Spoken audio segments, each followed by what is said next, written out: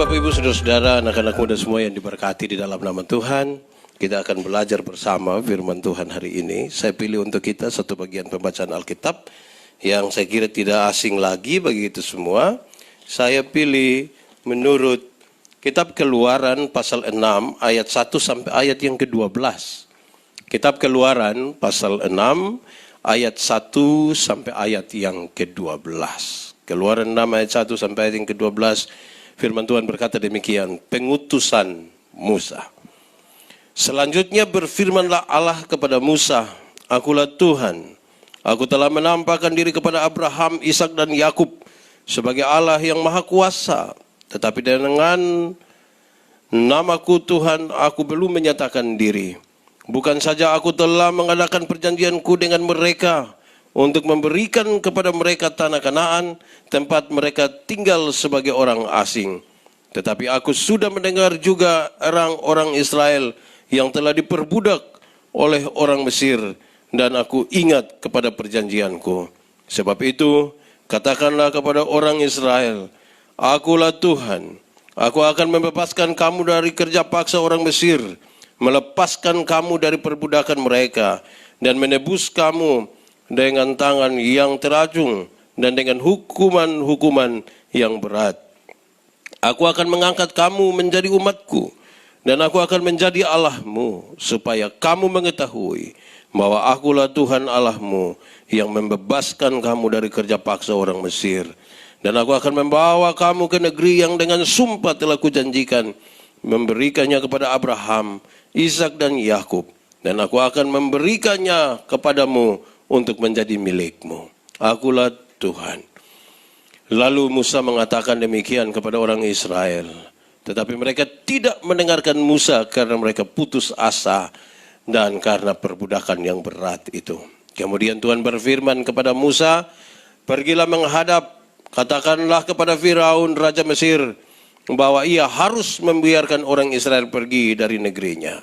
Tetapi Musa berkata di hadapan Tuhan, orang Israel sendiri tidak mendengarkan aku. Bagaimanakah mungkin Firaun akan mendengarkan aku? Aku seorang yang tidak petah lidahnya.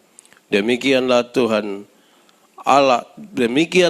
telah berfirman kepada Musa dan Harun, serta mengutus mereka kepada orang Israel dan kepada Firaun Raja Mesir dengan membawa perintah supaya orang Israel dibawa keluar dari Mesir. Demikian firman Tuhan. Berbahagialah setiap orang yang mendengar firman, memelihara dan melakukan dalam hidup setiap hari. Shalom. Sekali lagi shalom buat kita semua. Saudara-saudara, biasanya dalam ibadah online seperti ini, banyak kali saya ingin mengatakan dua hal sebelum masuk pada pemberitaan firman. Hal yang pertama, saudara-saudara, ketika ibadah-ibadah di gereja itu dipindahkan ke rumah-rumah oleh karena pandemi COVID ini, saudara-saudara, saya di ibadah pertama di rumah, saya coba berdiskusi dengan Ibu Pendeta. Berdiskusi hanya soal perasaan, kesan tentang ibadah pertama kali di rumah, gereja yang dilakukan di rumah. Yang menarik adalah pernyataan dari Ibu Pendeta. Ibu bilang begini, tadi saya sedikit terharu, dan memang saya lihat itu, Ibu sedikit berkaca-kaca. Saya tadi sedikit terharu. Saya tanya, kenapa? Ibu bilang begini, saya bayangkan dulu ketika kekristenan itu baru dimulai dan orang-orang teraniaya di banyak tempat. Tapi mereka harus menjalankan ibadah-ibadah mereka. Rumah menjadi pilihan utama untuk mereka beribadah dalam berbagai-bagai tekanan. Setelah gereja-gereja ada, gedung-gedung kebaktian ada, dan orang semakin banyak datang beribadah gereja, rupa-rupanya ada satu dua orang mulai melupakan ibadah di rumah. Banyak yang mulai lupa ibadah di rumah. Sehingga ketika diminta untuk bergereja di rumah itu beberapa orang mereka agak merasa bermasalah. Beberapa orang bilang kepada saya, Pak Pendeta, lebih baik kita pergi gereja. Rupa-rupanya banyak yang bilang kepada saya itu mereka yang takut sembahyang di rumah itu. Karena kalau mereka ibadah di rumah, dia akan dapat bagian sembahyang, dia juga takut di situ. Semoga saudara-saudara tidak ada yang begitu. Itu hal yang pertama. Hal yang kedua, saudara-saudara, saya ingin menyampaikan kepada kita semua bahwa sekalipun ini ibadah online, tapi saya menyatakan dengan keras kepada kita semua bahwa saudara-saudara tidak sementara menonton sebuah ibadah. Saudara tidak sementara menonton sebuah ibadah. Saudara sementara mengikuti secara aktif sebuah ibadah. Saudara menjadi bagian dari ibadah ini. Banyak orang menonton ibadah. Jadi dia taruh baik, dia punya HP, dia duduk kok menonton sambil makan-makan, sambil pakai celana umpan lagi, korek sana, korek sini. Jadi itu menonton ibadah.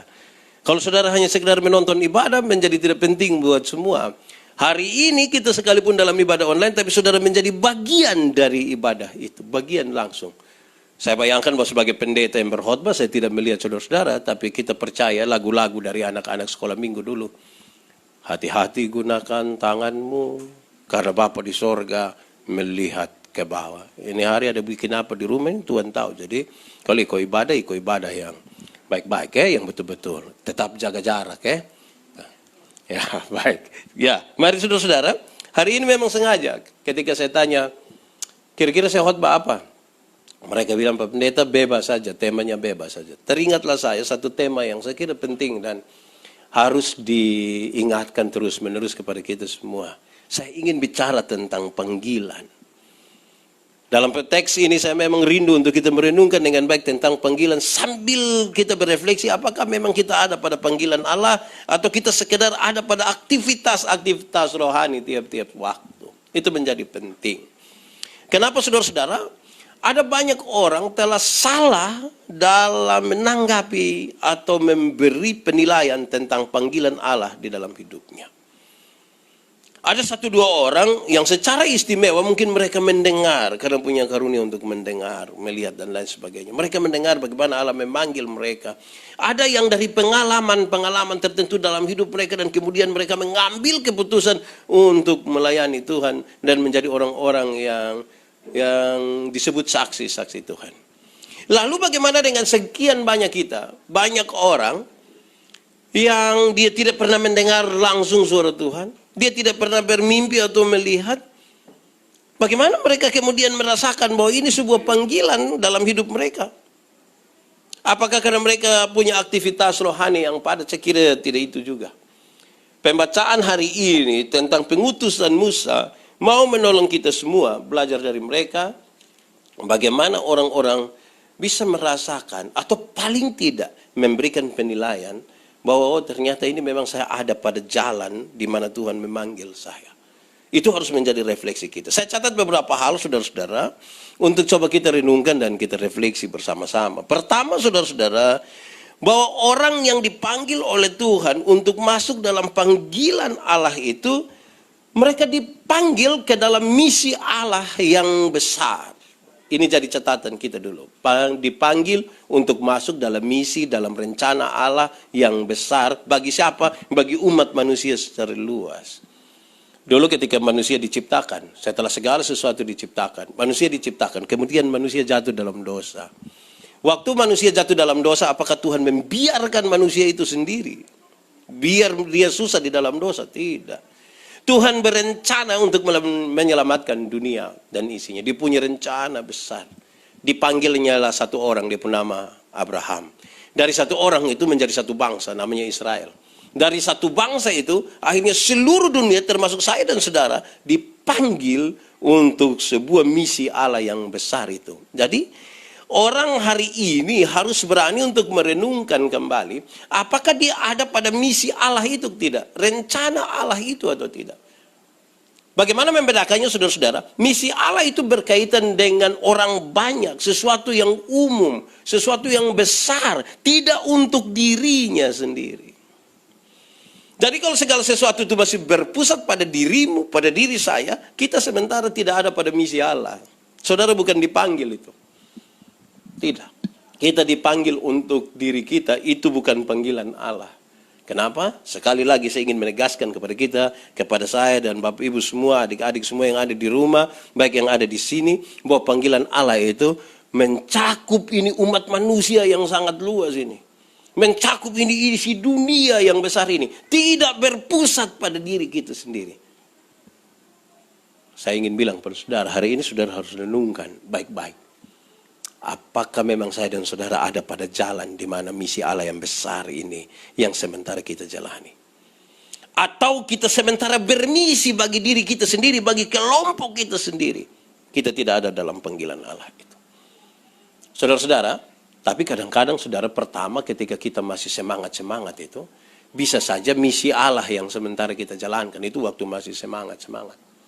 Dalam perjalanannya saudara-saudara, bisa saja misi kita yang di depan daripada misi Allah. Saya membayangkan saudara-saudara, kami yang ada di tempat rekaman begini ini, di tempat ibadah online ini, kan kami datang satu orang pakai pakaian baik-baik, tadi sempat mandi begitu kami bisa pakai baju baru yang kemarin beli. Tapi saudara yang di rumah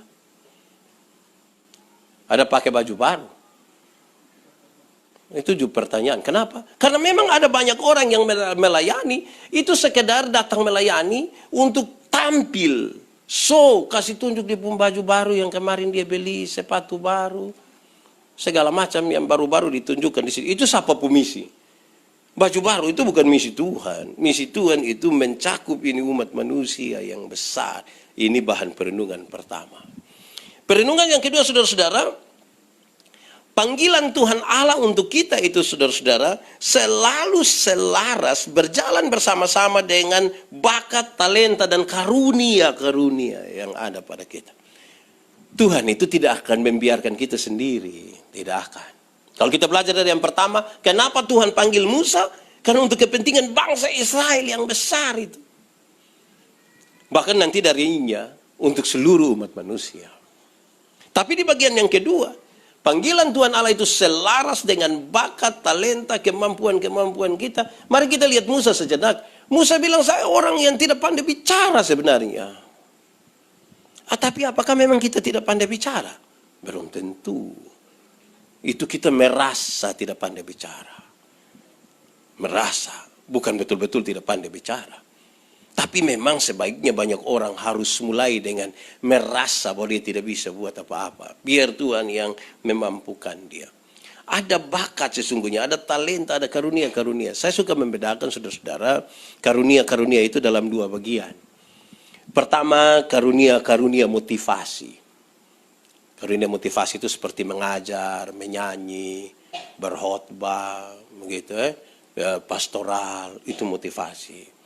Karunia yang kedua itu saya bedakan dia dengan karunia-karunia manifestasi yang buat tanda-tanda heran, yang usir setan atau sembuhkan orang dan lain sebagainya. Tidak semua orang bisa begitu karena ini karunia-karunia yang Tuhan kasih kita. Manakah yang lebih utama? Tidak ada. Dua-dua itu sama. Dua-dua itu sama. Saya akan menjalankan karunia-karunia saya ini secara maksimal dan tiap-tiap orang di antara kita jalankan saja dia pun secara maksimal. Itu yang penting. Tadi ketika teman-teman di sini menyiapkan ini alat-alat semua, saya bilang ke Icat, saya ini gelap yang ini semua. Saya tidak tahu memang karena saya memang lahir di zaman yang masih ada radio. Jadi kalau mulai pakai yang ini kita pusing semua. Saya juga tidak bisa main musik toh. Supaya ini orang lain pun talenta. Jadi itu semua menjadi penting. Orang tanya saya, Pendeta Yandi bisa tahu alat musik? Saya tidak tahu. Saya hanya tahu satu sah. Itu pun alat musik tiup, namanya saksofon, bukan. Lalu livery. Ya saya hanya bisa livery saya itu. Jadi pas bulan Agustus baru kiri kanan kiri itu kita pakai. Kenapa? Karena kita masing-masing itu sudah Tuhan kasih karunia-karunia. Jadi saudara-saudara yang tiap kali pelayanan ke Rote, ke TTS, ke mana-mana, pikol-pikol ini salon dong. Itu tidak semua orang bisa begitu. Masing-masing kita itu menjadi penting karena Tuhan kasih itu. Ini saya bayangkan kabel-kabel begini banyak ini. Beberapa teman IT bilang kepada saya bahwa ini kesempatan di mana orang-orang yang punya ilmu IT dan kemampuan-kemampuan untuk mengelolanya itu dimanfaatkan secara maksimal. Karena selama ini kita tidak begitu. Padahal HP ada, daripada foto-foto, piman mana foto, makan kosong ju foto, pakai kangkung ju foto. Lebih jalankan yang begini-begini supaya firman Tuhan itu yang akan kita beritakan. Kadang-kadang kita ini pusing dengan orang punya, bikin status aneh-aneh, makan kangkung, lebar tulis di situ, manjakan lidah. Baik juga tapi karena Mari yang baik itu yang kita jalankan toh, dan yang paling penting itu apa yang Tuhan titipkan pada kita, apa karunia-karunia apa itu yang kita jalankan. Terus kalau kita baca saudara-saudara dari pertama Korintus dia kasih tahu, aku akan memberitahukan kepadamu karunia yang paling utama. Karunia yang paling utama itu dia kasih tahu. Kalau kita baca pindah ke pasal 13 dia kasih tahu, yang paling utama itu adalah kasih. Itu yang paling utama.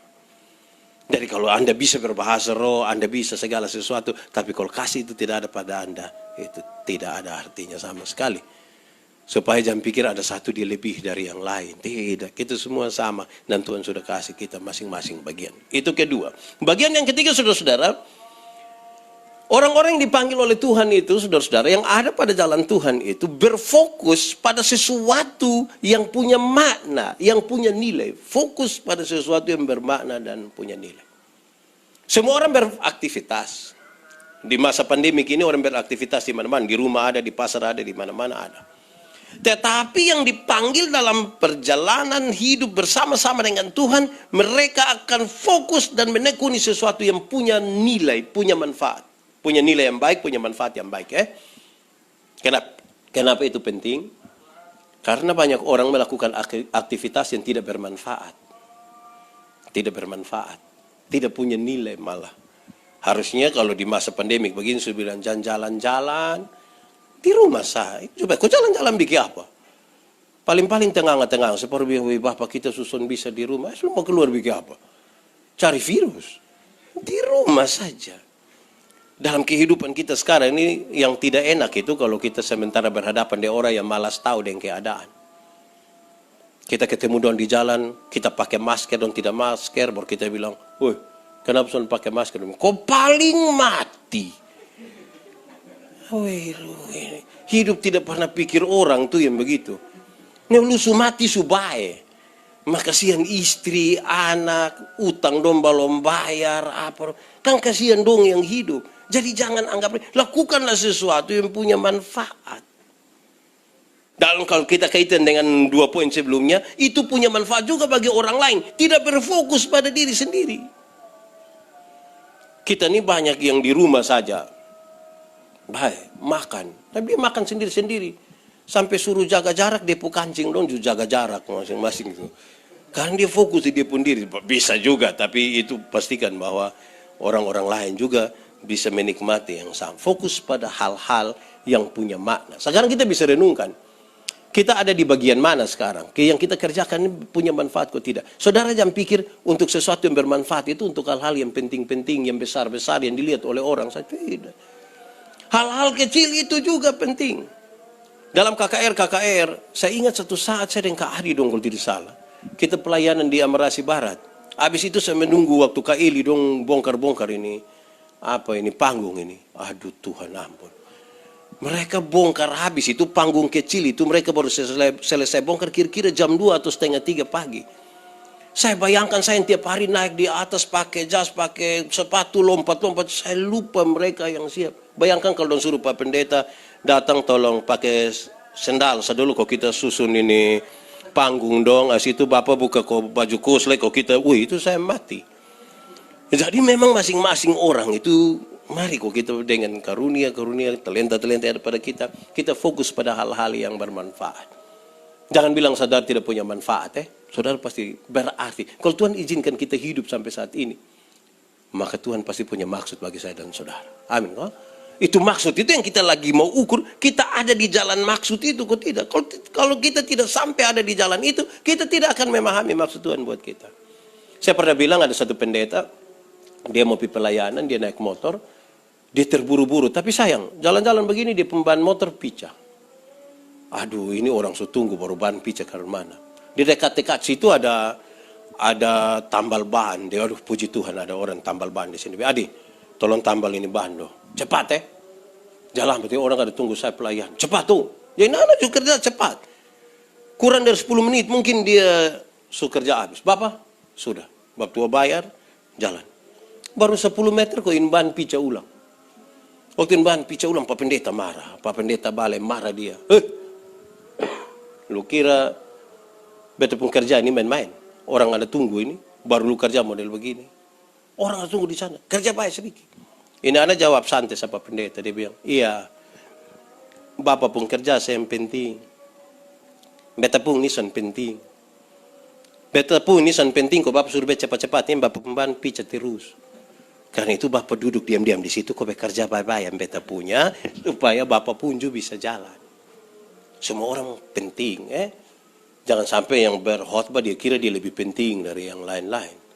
Saya kira itu bahaya sekali itu. Kemarin dengan Koster dorang kita menyiapkan untuk gereja dan sekaligus perjamuan beberapa kali. Aduh, saya bayangkan kalau saya yang Koster ini kerja untuk beberapa kali kebaktian. Habis satu kebaktian mereka harus segera bersihkan lagi untuk kebaktian berikut. Apalagi di masa pandemi ini harus segera semprot-semprot itu disinfektan dan lain sebagainya. Itu bukan pekerjaan gampang. Tapi saudara tahu ada orang yang dengan ringan-ringan saya bisa bakal, weh Koster, akhirnya Koster itu kita harus cari orang yang betul-betul dia rendah secara sosial semua supaya siapapun bisa bakalai dia. Itu memang terlalu begitu. Semua berarti. Keempat, saudara-saudara. Orang-orang yang dipanggil di dalam Tuhan itu, untuk maksud Tuhan yang besar itu, saudara jangan salah kira. Mereka dipanggil untuk masuk dalam pelayanan dalam beragam cara. Dalam beragam cara. Bukan dengan satu cara, beragam cara, beragam latar belakang, beragam kesibukan mereka yang dalam keragaman itu mereka menyatakan hal-hal yang sama tentang kebesaran Allah. Itu yang penting. Kenapa saudara-saudara? Beberapa orang telah salah berpikir. Mereka kira kalau ada dalam panggilan Tuhan itu berarti kita semua harus berkhotbah, semua harus pimpin pujian. Semua berhenti pekerjaan, semua hanya untuk jalan pelayanan. Tidak. Kalau kita lihat dari kisah Alkitab itu, saudara-saudara, bukan saja nabi-nabi, ada orang-orang lain yang Tuhan pakai. Kalau kita lihat siapa Musa ini, kalau kita mulai baca dari pasal sebelumnya, dia kerja hanya gembala kambing domba. Tuhan pakai Rut, TKW.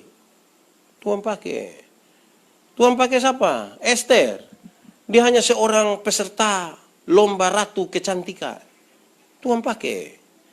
Jangan sampai waktu masih di persekutuan rajin-rajin. Mulai jadi ratu kecantikan sudah lupa pelayan. Itu juga sudah salah itu. Tuhan pakai Daud. Tadinya dia gembala kambing domba. Kemudian dia menjadi raja. Tuhan pakai. Tuhan pakai Petrus. Dia seorang nelayan. Tuhan pakai. Tuhan pakai Simon orang Selot. Itu seorang seorang politisi. Dia seorang politisi. Tahu dia waktu itu sekolah politik di mana, tapi dia seorang politisi dari partai Selot. Itu partai yang sangat radikal dalam masyarakat Yahudi. Dan Tuhan pakai Onesimus, hanya seorang budak di perkebunan milik Filemon. Tuhan pakai. Nah, sekarang dalam pekerjaan-pekerjaan kita ini Tuhan pakai kita. Jangan pikir kalau Tuhan pakai itu, Tuhan hanya pakai kita. Hanya semata-mata jadi pendeta, penatua, diaken, ketua persekutuan doa pemuda. Tidak. Akhirnya beberapa orang dengan ringan sekali waktu kita panggil, pelayanan kok, Bapak jadi majelis kok di POH. Nanti dulu ini kita masih sibuk ini. Di Fatu-Feto ada yang begitu. Tahu itu yang faham apa dong itu yang masih sibuk-sibuk. Jangan. Tuhan bisa pakai kita dalam kita pun pekerjaan masing-masing. Karena itu jangan pikir. Saya lihat beberapa orang itu kasihan. Tua-tua semua mati dulu baru datang pas ada pemilihan majelis. Dia bilang, Bapak, kalau bisa biar saya diaken. Ini diaken lama-lama jemaat yang urus dia, bukan dia yang urus jemaat ini. Jadi Tuhan bisa pakai kita. Nah, mari kita renungkan masing-masing kita dalam pekerjaan kita tiap-tiap hari. Ada yang tukang ojek, ada yang Grab, ada yang di PT Semen, ada yang di mana-mana, di salon, kok ada apa. Tuhan pakai gitu semua.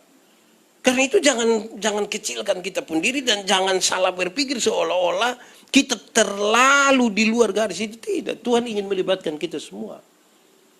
Yang paling penting sekarang adalah bagaimana kita menyatakan bersama kebesaran Tuhan di dalam hidup kita. Itu yang paling penting. Di setiap waktu kita bekerja. Saudara bayangkan, itu kritik serius bagi kita semua. NTT, kalau omong NTT itu kan, ini orang Kristen semua. Dari RT sampai gubernur itu orang Kristen semua. Tapi sayang, NTT ini dari segi korupsi nomor 4 di Indonesia. Logikanya, berarti orang-orang yang tiap-tiap hari disebut Kristen, pengikut Kristus, belum mampu untuk membawa nilai-nilai Kristiani itu dalam kehidupan tiap-tiap hari. 80% kasus-kasus yang ditangani oleh Polda NTT itu adalah kekerasan dalam rumah tangga. Ya, suami pukul istri, segala macam. Wah, padahal orang Kristen semua. Di rumah ada yang biasa suami bakal istri kok. Baju. Sendiri di rumah aja masing-masing bakul lihat di situ. Itu keempat. Mari kita ukur itu. Apa kita masih ada di jalan itu atau tidak. Kelima, saudara-saudara, saya mencatat bagi kita bahwa panggilan di jalan Tuhan Allah itu sekaligus sebuah panggilan yang mengarahkan kita pada sebuah keputusan. Panggilan yang mengarahkan kita kepada sebuah keputusan. Kenapa hal ini kemudian menjadi catatan bagi kita? Kalau saudara membaca kisah mulai dari pasal 5, ketika Musa dipanggil, pasal 3 malah. Musa diutus oleh Tuhan dari pasal 3, saudara-saudara, kalau saudara baca. Saudara akan menemukan bahwa Tuhan Allah suka tahu. Nanti Firaun akan dibuat hati yang keras. Orang-orang Israel bahkan dalam kisah ini tidak mendengar mereka. Ini saudara-saudara sebuah tantangan bagi Musa dan Harun yang diutus. Ini tantangan. Sekarang mereka harus ambil keputusan. Jalan terus atau berhenti. Saya mau tanya saudara, apa saudara pernah kecewa dengan sebuah pelayanan? Terus dalam kekecewaan itu saudara bilang persetan. Persetan kodompi. Itu satu dia yang paling bagaya, biar kok dia berdiri. Main drum dia, keyboard dia, khotbah dia, atur panggung biar dia bawa semua sudah. Saudara pernah kecewa deh itu? Tidak bisa begitu, saudara-saudara. Parsetan itu saya omong di mana-mana. Parsetan itu terdiri dari 2 suku kata, par dan setan. Par itu artinya kawan dekat, par itu saya par. Dan setan yang artinya ya setan. Berarti kalau parsetan itu berarti bakawan dia setan. Nah, siapa yang tiap-tiap hari hanya parsetan. Jangan begitu. Ini sebuah keputusan. Keputusan. Saudara-saudara, saya melayani di banyak tempat dan saya menemukan banyak sekali kalau kita omong tentang para pelayan, misalnya majelis, misalnya begitu. Ada 1-2 orang yang bakalai di rumah atau di lingkungan dengan tetangga sebelah yang kebetulan sama-sama majelis. Dan 2 yang bakalai soal tanah sepotong, dan 2 yang sama-sama pergi gereja. Padahal bakalai soal tanah dengan kios sepotong di situ, terus dia bilang, besan pi, kenapa? Dia tipu muka. Hai. Betapa ringannya itu panggilan kok. Sampai bosan bakalai soal lain, pelayanan yang dikorbankan. Tidak bisa begitu. Yang anak-anak muda nunjuk 1. Naksir-naksir 1 nona di persekutuan, pi orang lain yang dapat. Dia nyaman deh orang lain, kita yang kecewa. Itu kasihan. Akhirnya berhenti pelayanan. Puringan lagi kita panggilan. Tetap di situ. Untuk sebuah pekerjaan pelayanan. Kalau saudara dipanggil untuk pelayanan itu. Jadi panggilan Tuhan Allah itu selalu berkaitan dengan kita diarahkan untuk ambil keputusan yang betul-betul kok tidak. Kenapa? Sebab ini punya konsekuensi. Kalau tidak dengan sebuah keputusan yang kuat, pelayanan selalu ada tantangan. Selalu ada tantangan. Saya suka bilang begini, Tuhan Yesus saja, yang Tuhan itu, yang setuhan memang. Ketika dia ada di dunia, banyak orang tidak suka dia. Bahkan separuh rencana kau bunuh ke semacam ini. Itu yang setuhan memang. Apalah yang model kita ini. Dia model saya ini. Saya kadang-kadang lihat saya pun foto lama-lama ini. Saya baru mau cari untuk semua orang suka saya itu. Oh itu aneh itu. Tapi kalau ada orang tidak suka saya biasa-biasa. Saya biasa-biasa saja. Saya melayani di banyak tempat. Waktu saya pindah ke Amnuban Timur. Saya omong lama-lama, saya bawa sambutan lama, mungkin 3,5 jam. Terus saya bilang begini, saya tanya orang, pendeta yang baik itu yang bagaimana? Dia bilang, yang jemaat suka. Saya bilang, salah. Pendeta yang baik itu yang Tuhan suka. Syukur-syukur kalau pas dengan yang Tuhan suka itu pas dengan jemaat pemau. Itu baik. Woi Pak, awas oh. Kenapa? Woi kalau jemaat tidak suka nanti. Saya bilang biar. Di dunia ini yang saya paling takut itu kalau saya punya istri itu yang tidak suka saya. Kalau yang jemaat yang tidak suka saya biasa-biasa saja. Tapi kalau saya punya istri yang tidak suka yang saya pikiran. Pulang tidur di mana? Siapa yang kasih makan saya? Saya juga pikiran itu. Saya tidak bermaksud bicara begini supaya kita bangun konfrontasi dengan semua orang. Tidak begitu. Tetapi untuk sebuah kebenaran itu nyatakanlah dengan tegas. Ada beberapa orang yang takut togor orang hanya karena orang tiap bulan kirim ke dia uang. Itu juga memang masalah itu. Harus berani nyatakan. Kalau tidak, kita tidak ambil keputusan, kita akan terlihat abu-abu sekali. Saudara kalau mau ambil keputusan dan tergantung pada orang lain. Tergantung pada keyakinan imanmu kepada Tuhan. Karena Tuhan selalu menyelidiki hati. Itu panggilannya begitu. Kita lihat dulu yang ke-6, saudara-saudara. Saya mencatat untuk kita, saudara-saudara, yang ke-6. Orang-orang yang dipanggil oleh Tuhan adalah orang-orang yang dipanggil untuk dia punya kehidupan spiritualitasnya itu menjadi dewasa. Kehidupan spiritualitasnya menjadi dewasa.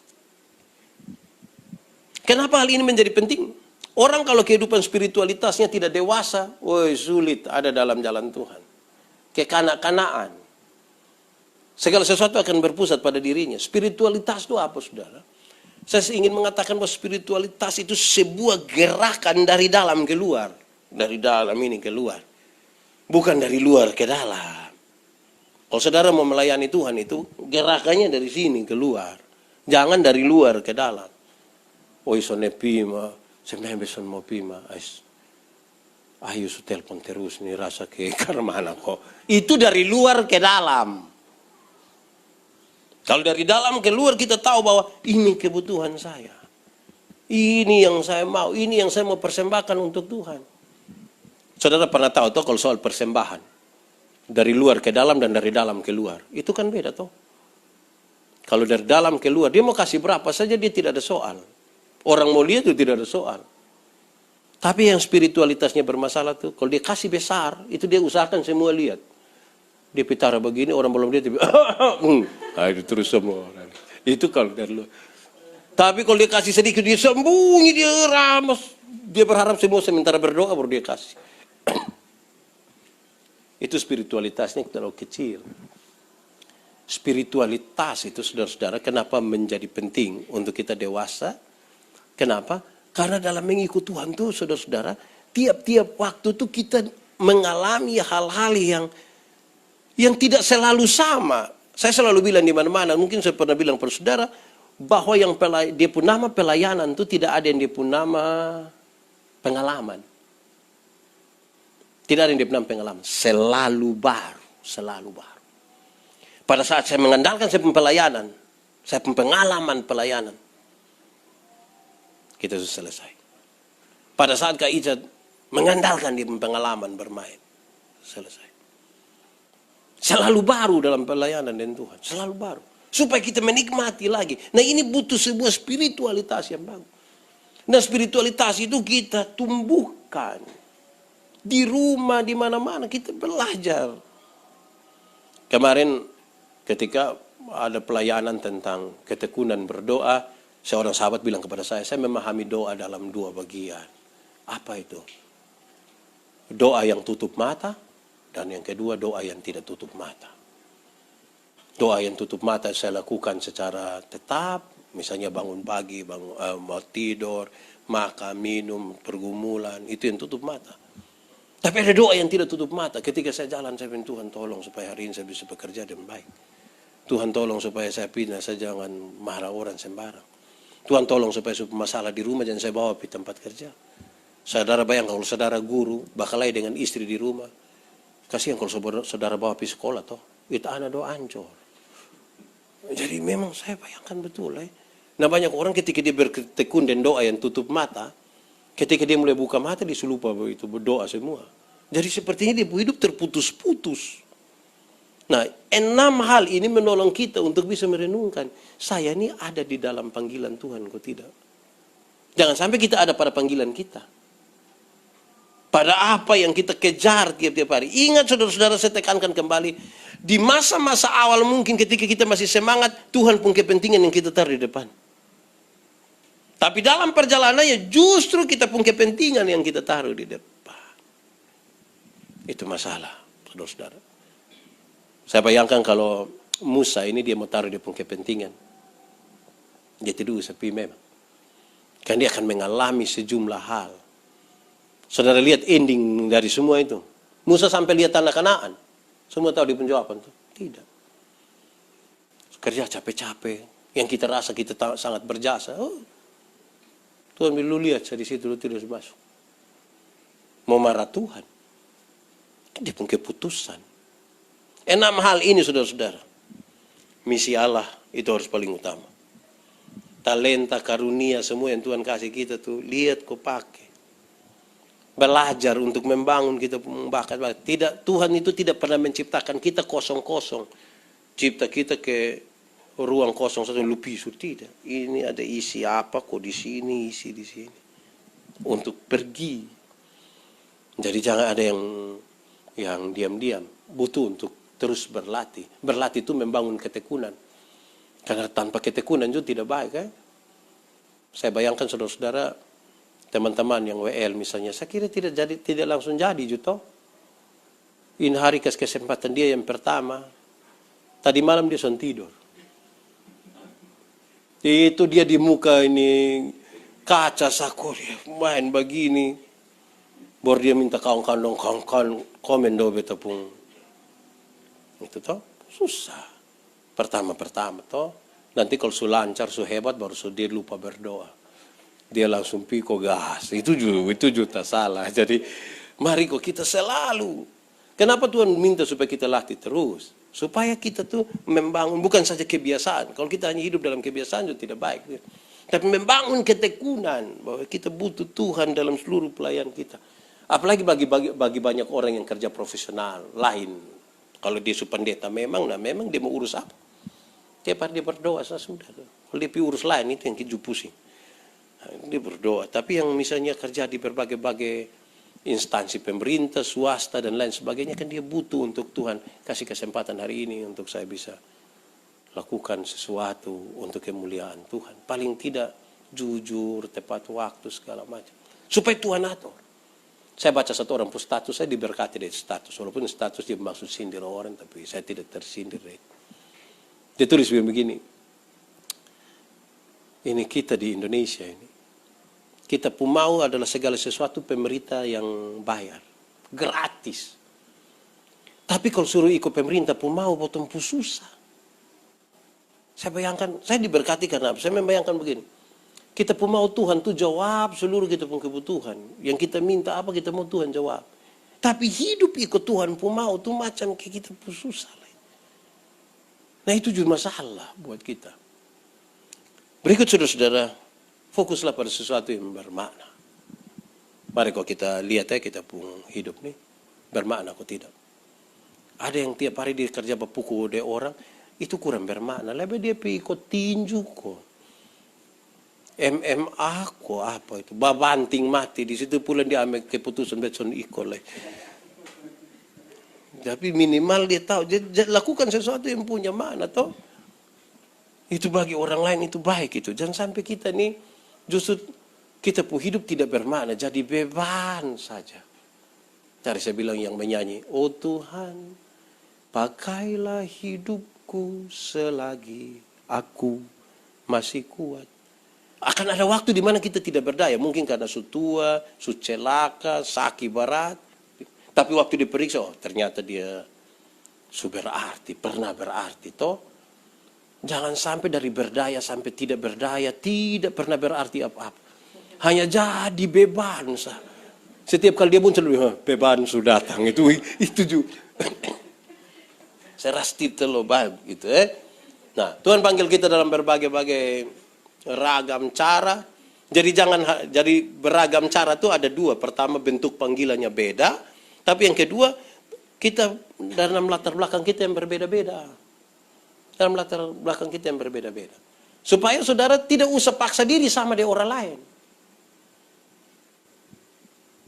Tidak usah paksa diri. Banyak kesalahan kita terbesar ini adalah paksa diri sama di orang lain. Kalau saya ini kan biasa bawa omong, tambah-tambah sedikit, orang dengar mungkin lihat saya pemuka dulu lucu. Itu standar begitu. Ketika orang lain yang tidak dikaruniakan untuk begitu, dia mau bikin lucu-lucu, jadi karmana kok. Jadi tidak baik. Jadi biasa dia tetap ikut yang dia. Kita pula latar belakang sendiri-sendiri. Pengalaman pelayanan kita, panggilan kita beda-beda. Jangan paksakan sama dengan orang lain. Biarlah kita dengan kita punya pengalaman masing-masing. Supaya waktu kita sharing, kita diberkati dengan pengalaman-pengalaman yang berbeda itu. Dan yang terakhir, saudara-saudara, kita dipanggil dalam sebuah arah di mana kita harus ambil keputusan. Saudara tidak boleh mendua hati. Orang yang mendua hati tidak akan pernah tenang dalam hidupnya. Harus ambil keputusan. Orang tua dulu bilang, kalau buru rusa 2 ekor sekaligus, dua-dua tidak apa. Lebih ambil keputusan, mau buru yang mana. Jangan buru semua. Buru semua, tidak apa-apa. Dapat dicapai. Nah, dalam kaitan dengan itu semua, maka kita punya spiritualitas ini dibangun. Bayangkan kalau kita melayani tiap-tiap hari dengan spirit yang kecil sekali. Kita tidak akan mampu ada di tengah-tengah tantangan.